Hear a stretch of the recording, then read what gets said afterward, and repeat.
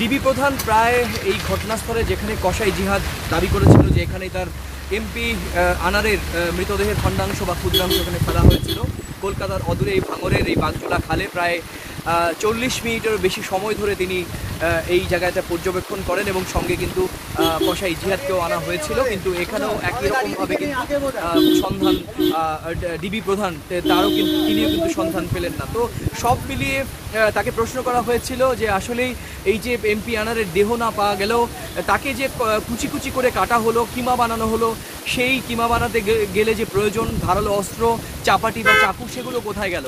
তিনি বলছেন যে সেগুলো উদ্ধারের কাজ চলছে, সেইগুলোর জন্য তৎপর রয়েছে সিআইডি।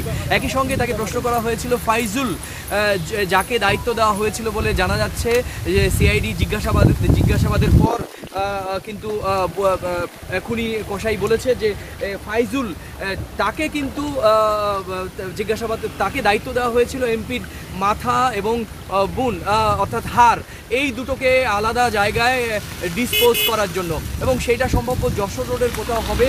এবং সিআইডির জিজ্ঞাসাবাদে কসাই জিহাদ বলেছে যে যাতে এমপির মুখমণ্ডল বা অবয়ব বোঝা না যায়, সে কারণে তার মুখ থেকে চামড়া ছাড়িয়ে চোখ বার করে, মানে একেবারে নৃশংস কায়দায় যাতে কোনো অস্তিত্ব বা তথ্য প্রমাণ পাওয়া না যায়, সেই রকমভাবেই কিন্তু এমপি আনারকে খুন করা হয়েছে। এবং ফাইজুলকেও কিন্তু এখন খুঁজছে কলকাতার গোয়েন্দা দপ্তর।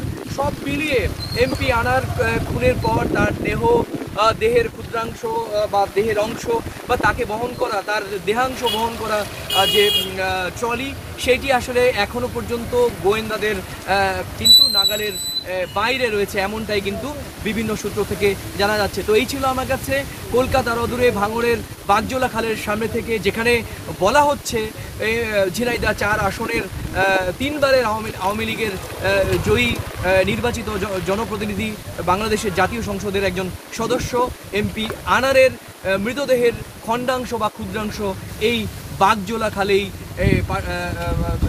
ফেলা হয়েছে।